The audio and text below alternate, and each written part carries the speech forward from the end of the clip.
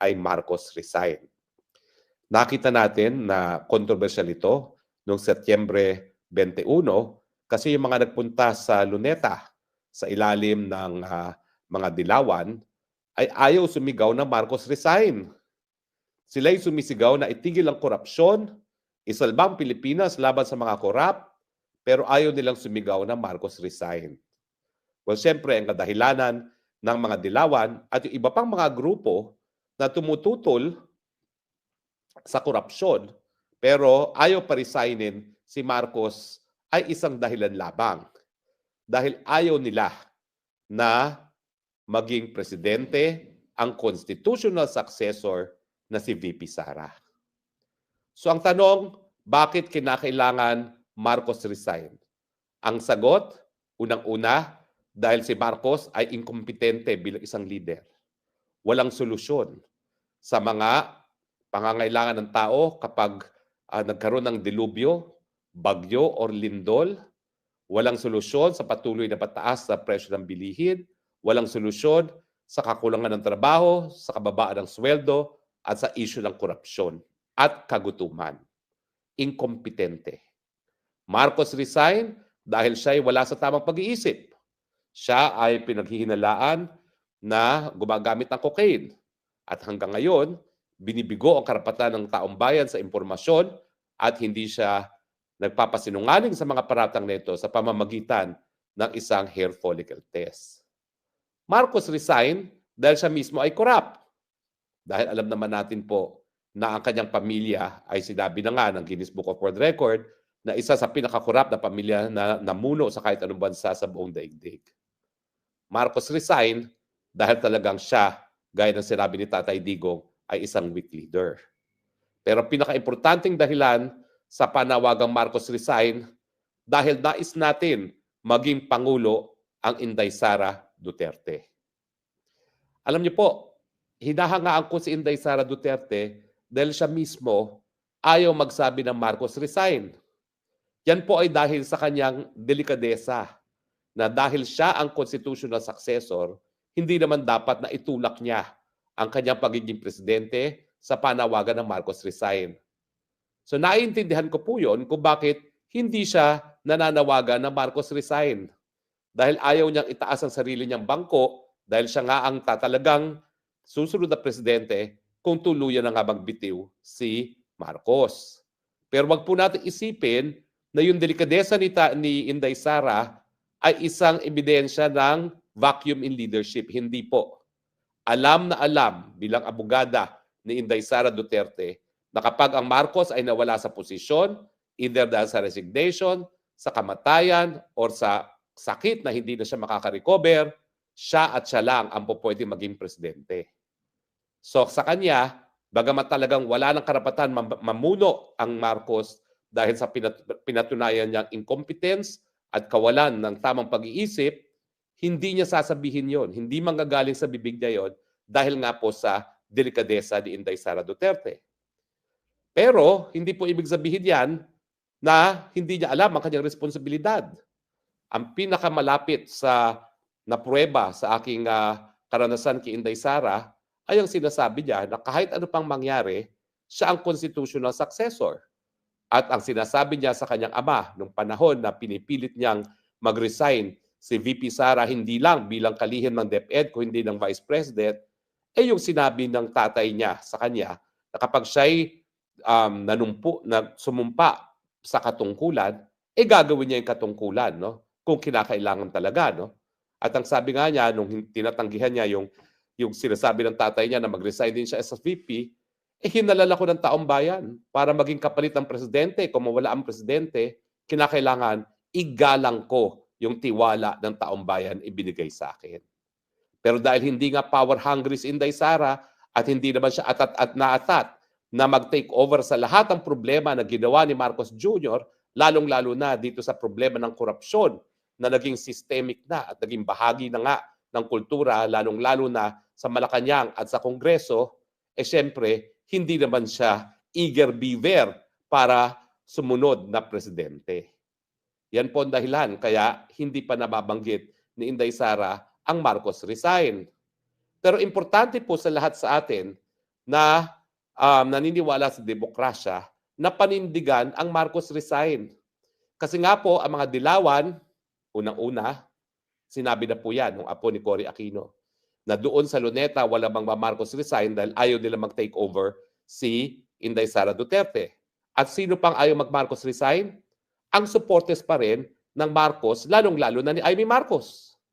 Dahil si Amy Marcos mismo ay hindi nananawagan ng pagbibitiw ng kanyang kapatid. Tinitira niya ang kanyang pinsan na si Martin Romualdez at dito nga sa iskandalo ng flood control, para bagang ang responsibilidad sa korupsyon ay tumitigil lamang kay Martin Romualdez. Hindi po ang responsibilidad sa korupsyon sa flood control. Umaabot po yan sa presidente. Dahil presidente unang-una nagtalaga kay Martin Romualdez dyan, na siya naman nagtalaga rin doon sa Zaldico. Na si Marcos Jr. ang gumagawa ng pantaunang budget kung saan lahat ng mga ninanais sa proyekto ng mga congressman at senador ay nakapaloob. At si Marcos Jr. din ang hindi nagveto sa mga insertions na ipinasok ng mga congressman at senatong. At siya rin ang pumirma ng batas ng pangtaunang budget na pinanggagalingan ng kinukurakot ang mga politiko.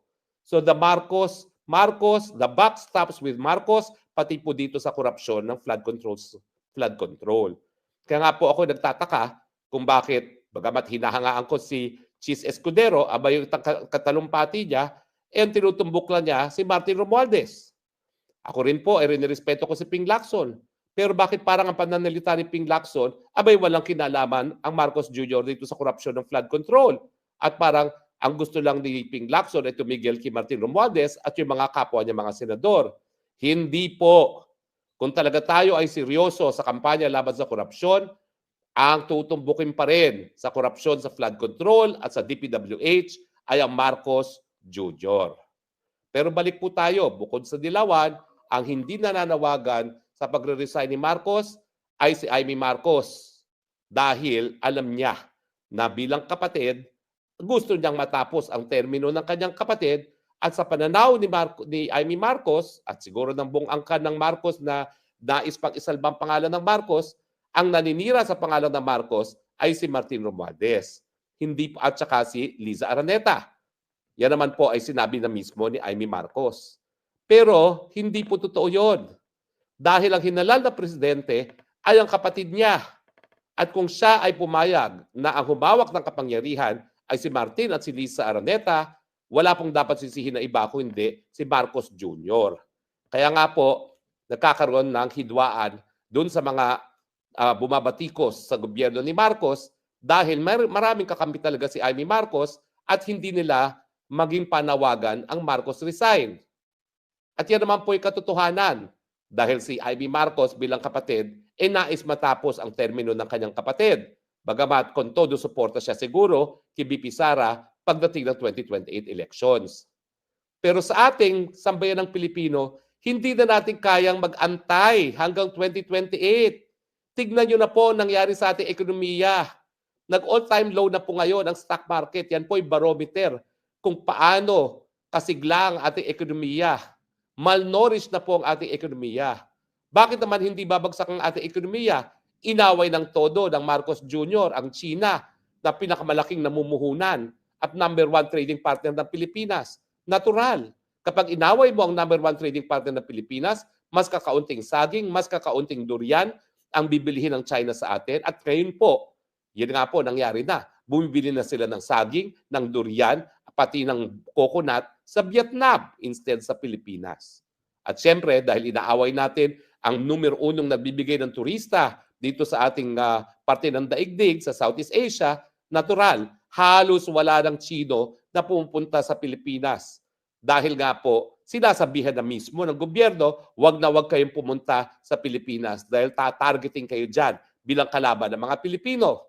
So kahit anong gawin ng ating kalihim ng Department of Tourism, kahit magkano pang gastos nila for tourist promotion, kapag sinasabihan ang mga Chino ng kanilang gobyerno na wag pumunta sa Pilipinas at hindi kayo ligtas dyan, walang mangyayari.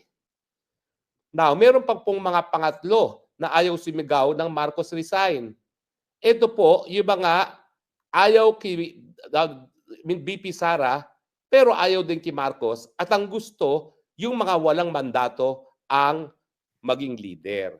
Ito po yung nagnanais na magkaroon ng junta. Ano ba ho yung junta? Well, alam niyo po kasi, ang junta, ibig sabihin diyan, militar ang mamumuno. Kasi sa totoo lang, dahil ang may hawak ng barel ay mga militar, siyempre, pag sila'y nagpatalsik ng gobyerno, sila magmumuno at ito nga po ang model doon sa mga karatig bansa natin, gaya ng Thailand, na talaga naman po wala ng demokrasya dyan. Talagang militar po nagro-rule dyan sa mulat mula at ngayon po sa Burma. So, bakit ayaw ng mga pro-junta si BP Sara? Kasi ayaw nila si BP Sara, full stop. Ayaw nila sa Duterte. Karamihan ng supporters dito sa junta ay mga militar na talaga naman ang pag-iisip ay pabor sa mga Amerikano. Sila yung mga amboys na sa ating militar. Sila po talaga bilang kabahagi ng hukbong sandata siguro ay talagang hindi na masikmura ang korupsyon. Pero dahil sa kanilang brainwashing na ang tanging magsasalba sa ating bayan ay ang mga Amerikano, ayaw nilang isang Duterte dahil ang perception nila ang Duterte ay papanig sa China at hindi sa Estados Unidos.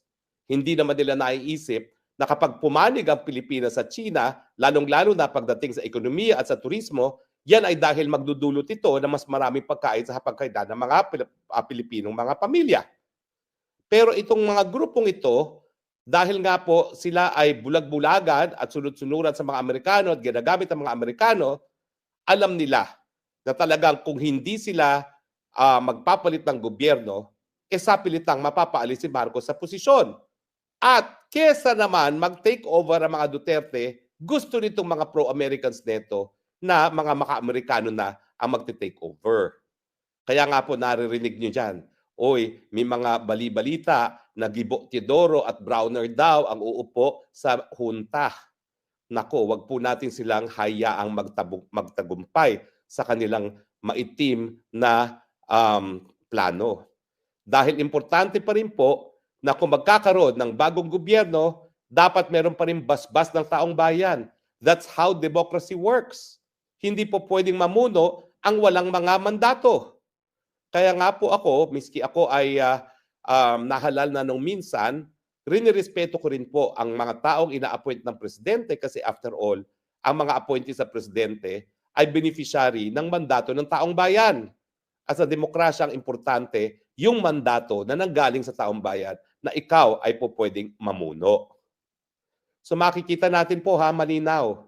3 puwersa po ang tututol sa Marcos resign. Siguro 4. Si Marcos Jr. mismo, si Ferdinand, si Martin Romualdez at si Zaldico at si Lisa Araneta Marcos dahil gusto nilang magpatuloy ang kanilang bonanza. Pangalawa, yung si Amy Marcos dahil kapatid niya si Marcos Jr. Pangatlo, mga dilawan kasi anyone but another Duterte.